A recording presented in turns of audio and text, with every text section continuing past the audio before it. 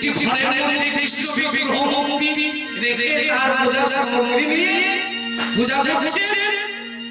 আর রাজা ভাবলো রানী যখন আমার কথা শুনলো না, আমি ওকে এমন শাস্তি দেব আমার এই রাজ্যের প্রজারা যেন দেখতে পারে না। তার স্ত্রী বলেও সে খাতির করেনি, তাকে উপযুক্ত শাস্তি দিয়েছে। একটি হিংস্র পশু বাঘ খাঁচার মধ্যে ধরে নিয়ে এসে রানী যে ঘরে পূজা করছে সেই ঘরে দরজা খুলে বাঘটিকে খাঁচা থেকে ছেড়ে দিয়ে দরজা বন্ধ করে দিলে।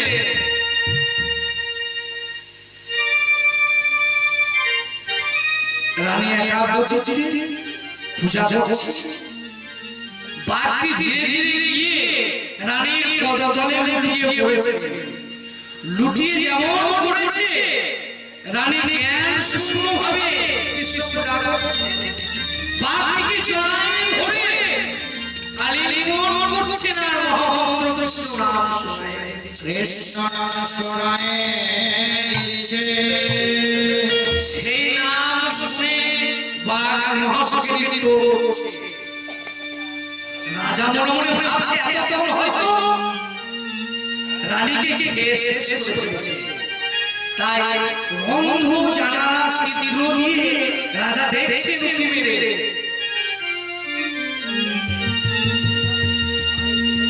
দেখছে রানীকে হয়তো তখন শেষ করে দিয়েছে।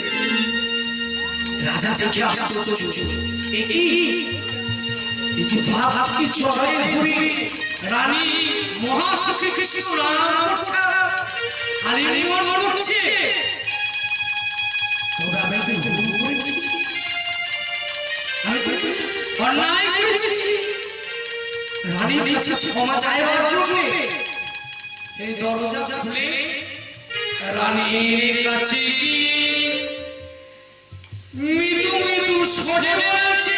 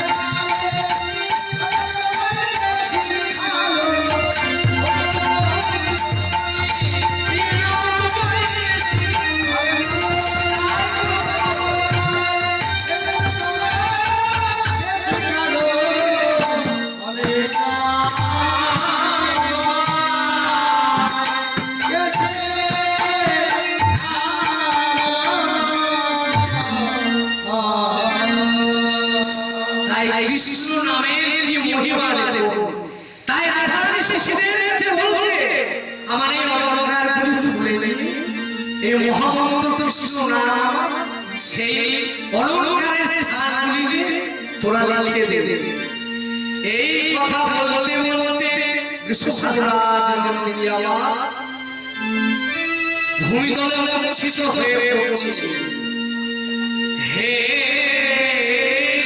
শ্যাম সুন্দর শ্যাম সুন্দর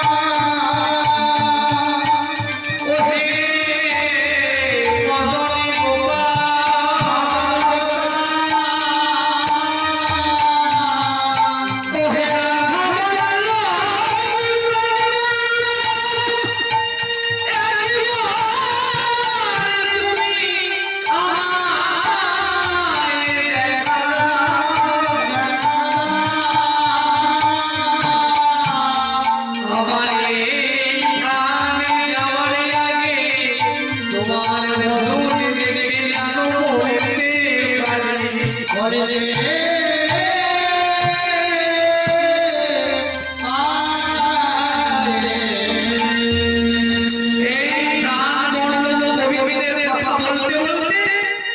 প্রেমময়ী রাজনগরীর ভূমিতলে মূর্ছিত হয়ে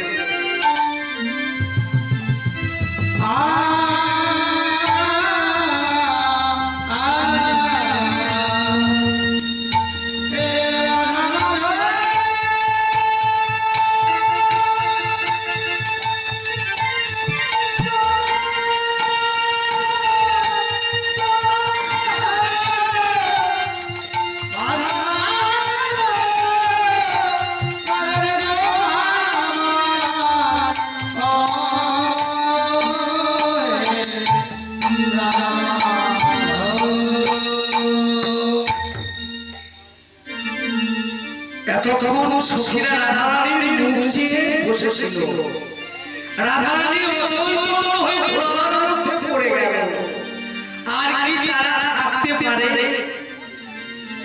তাই সখীদের কাছে কেঁদে কেঁদে বলছে ওরে কি হলো রে আমার এই সাধের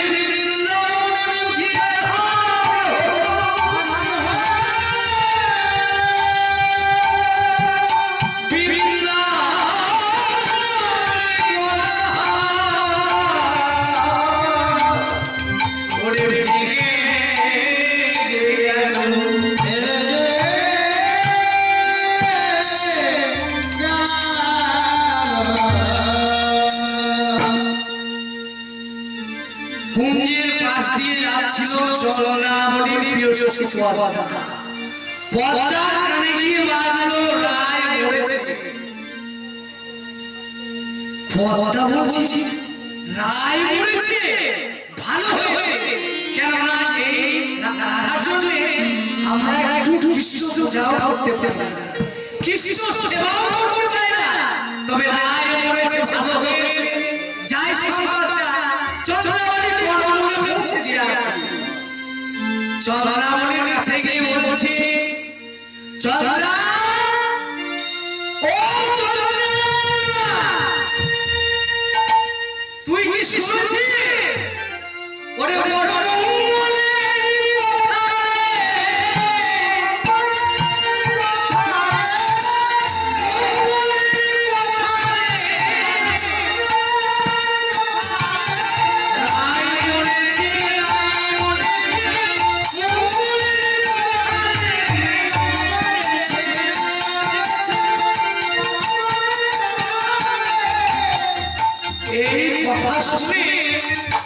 চন্দ্রামণি পদ্মাকে বলছি তুমি কি কথা বলছি কথাটি শুনে যেন মাথায় ওরে পদ্মা ওরে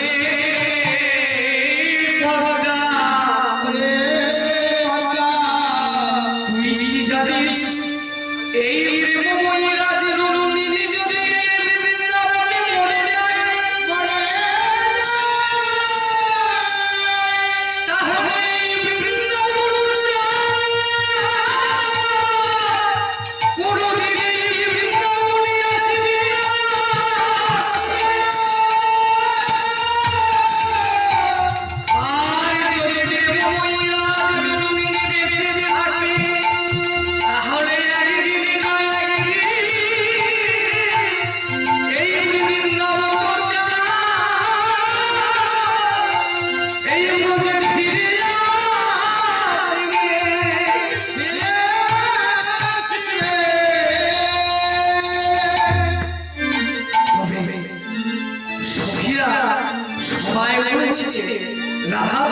ধৈর্য ধর এই দেখ আমরা এখানে মথুরা যাচ্ছি গোবিন্দ নাম সংগ্রহ করতে তাই মথুরা যায় অনেক দূরের পথ যেতে গেলে তো কিছু আত্মীয় দরকার মানব জীবনে পাতীয় সরল হয়েছে টাকা পয়সা ঐশ্বর্য আর বৃন্দাবনে হরিনাম আর সাধু বৈষ্ণবের চরণ যাওয়ার আগে রাধা রানীর চরণ ধুলি নিয়ে মথুরার কথা কুঞ্জ পরিত্যাগ করে যেমন কুঞ্জের বাহিরে এসেছে মাথার উপর দিয়ে শঙ্খ চিল চলে গেল তুই ভাবছে আমি যে জায়গায় যাচ্ছি সেখানে সিদ্ধ হতে পারে মনে উদ্বেগ বেড়ে গেল এবার যাচ্ছে কিভাবে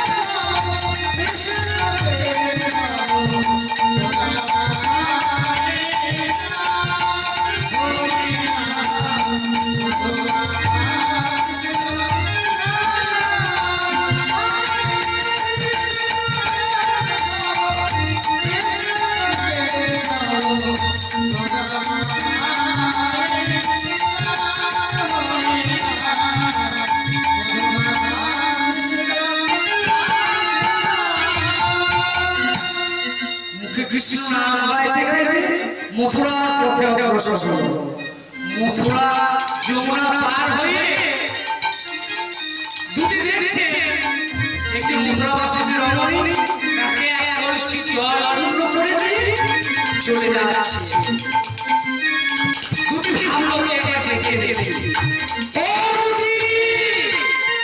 একবার এগিয়ে এসে দুটি যেতে যেতে থমকে দাঁড়ালো এদিকে এসো কাছে এলো আচ্ছা তোমাদের মথুরায় নতুন রাজা হয়েছে চন্দ্রশেখর তাকে কি চেনো আমাদের মথুরায় রাজা হয়েছে এ তো দৈবকী শিশু হই দুটি হাসছে যিনি দৈবকী শিশু তিনি চন্দ্রশেখর আচ্ছা আচ্ছা রাজবাড়িটা কোথায় আমায় একটু দেখিয়ে দাও না সেখানে তো তুমি পড়ে যাবে সেখানে তো কোনো নারীর যেতে মানা নারীর যেতে না তবে তুমি আমায় বলে দাও না ওই রাজবাড়ির কথা এই দেখছো না এই ঝুলির মধ্যে এমন মন্ত্র মহামন্ত্র আছে ওই মহারাজের সদরজার সম্মুখে গিয়ে একবার যখন আমি বলবো ওই সদরজা আপনি খুলে যাবে ধীরে ধীরে ওই সদরদরজার সম্মুখে গিয়ে দাঁড়িয়ে মহারাজকে ধন্যবাদ জয় যেমন জয় ধরে দিয়েছে রায় রায় বলে ভগবান সহজে রাজা সহজে শুনি চমকে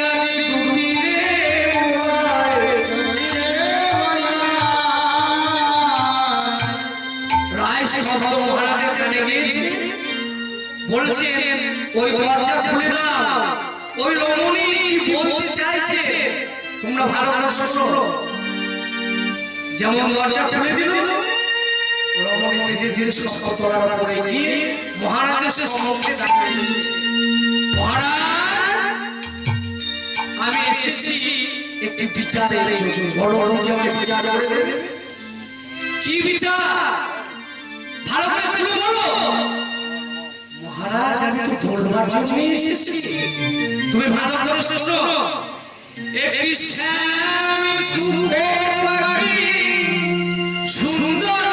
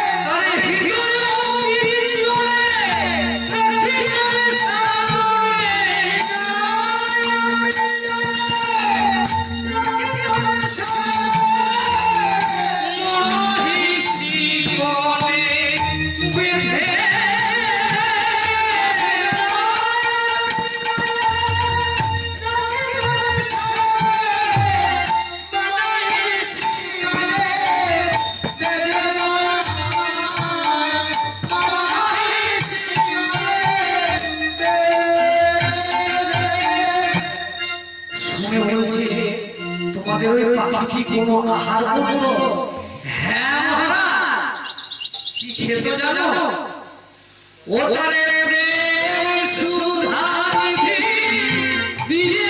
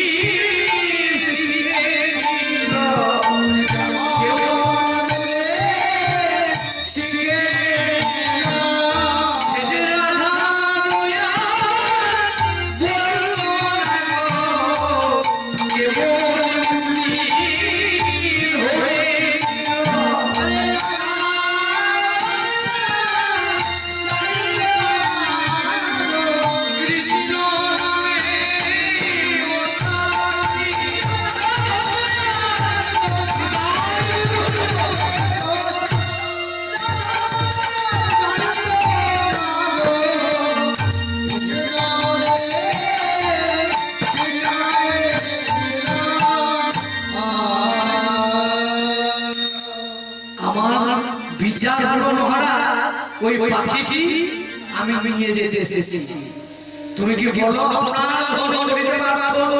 এসেছি বিচার করে কহে চলুনি রাসে সব জমি দিয়ে পারি পাখি পেতে পারি না পাখি পেতে কিনা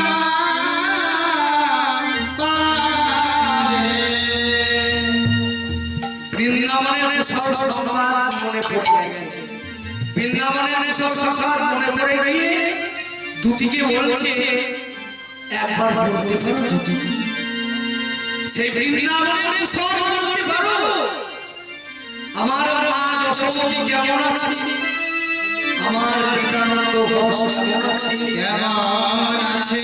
শ্রীরাম সুষমে রাম সুষমে রামমণ কেমন আছে? কেমন আছে? প্রেমময়ী রাজনন্দিনী কেমন আছে? প্রেমময়ী রাজনন্দিনী কেমন আছে? কি হবে স্নেহা? ঠিক বধূ, তোমার জীবনে দেখি, তোমার জন্মে দেখি। হে বধূ, আর তোমার সময় কি হবে? পরাণে বধূ হে, পরাণে বহে,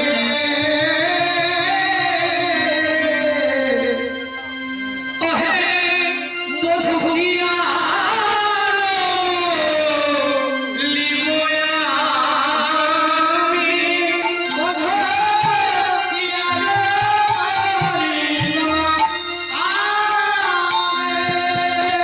হে গিয়া বলিব আমি,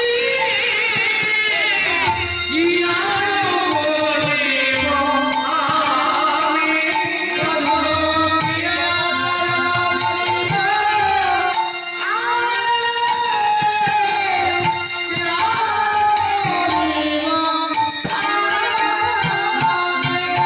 আরে জীবনে মরণে জন্মে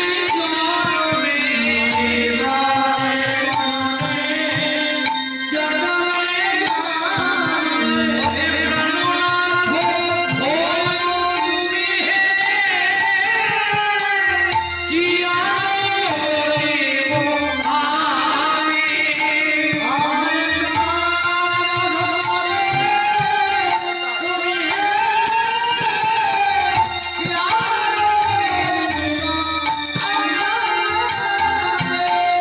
তুমি ছাড়া আর কি আছে?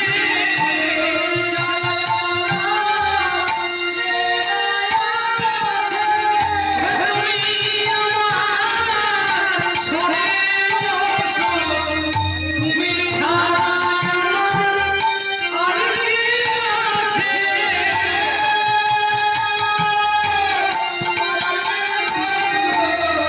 তুমি ছাড়া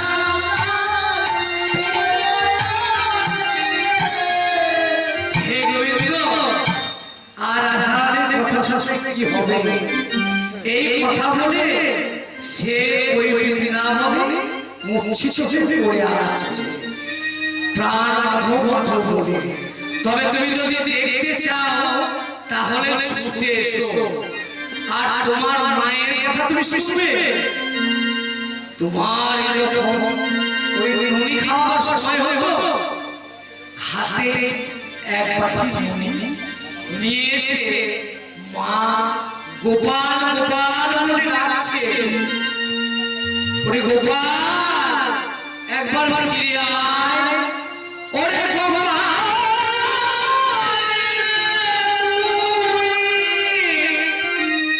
ওরে আয় রে।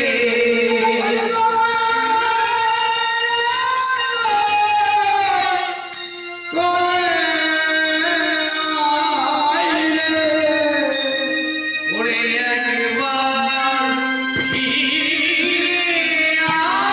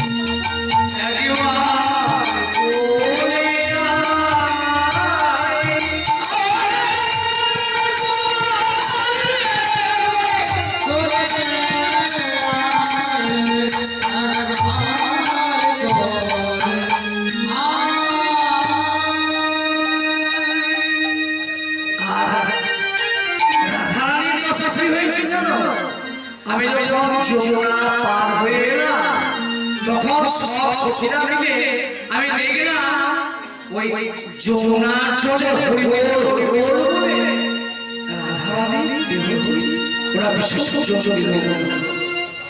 আমি এই কাজ দেখতে আমার মনে হলো জানো হে গোবিন্দ আমি হরির ধর্ম শুনে এসেছি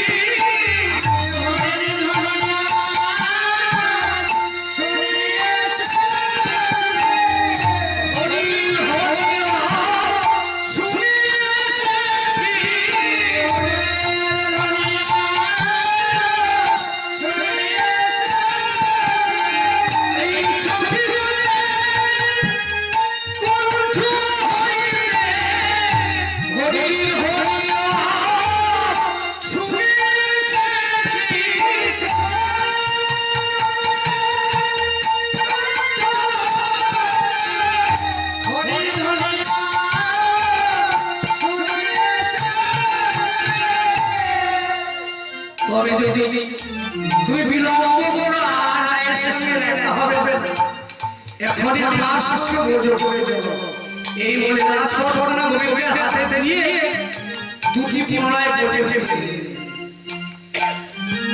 রাজপটনা হাতে দিয়ে গোবিন্দ আমার দেখেছে লিখিত শ্রী কৃষ্ণ চন্দ্র প্রেরণ মাধব সভা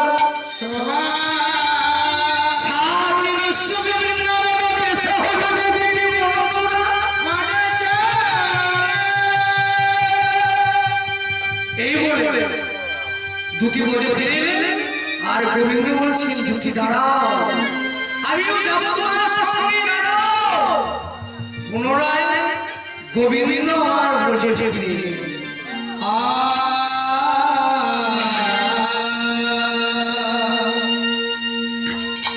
বোঝে থেকে এসেছে এদিকে রাধারানী তার প্রিয় সখীরা বেশ করে ঘিরে মন্ডলী করে বসে আছে। আরে গোবিন্দ আমার বোঝে ফিরে এসে ওই রাধারানীর চরণ রাধারানীর চরণ তলে বসে মৃদু মৃদু স্বরে ওই রাধারানী কানের কাছে মুখটি লইলে মৃদু মৃদু স্বরে বলছে কবুরাজ নন্দিনী তুমি যেমন রসিয়ার শিরোমণি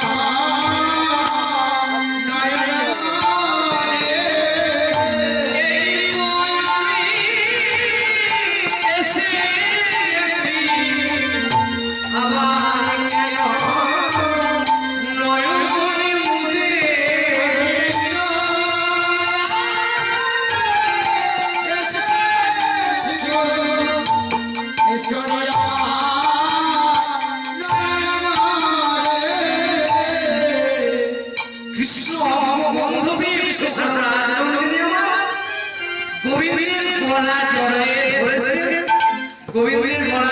ধরে বলছে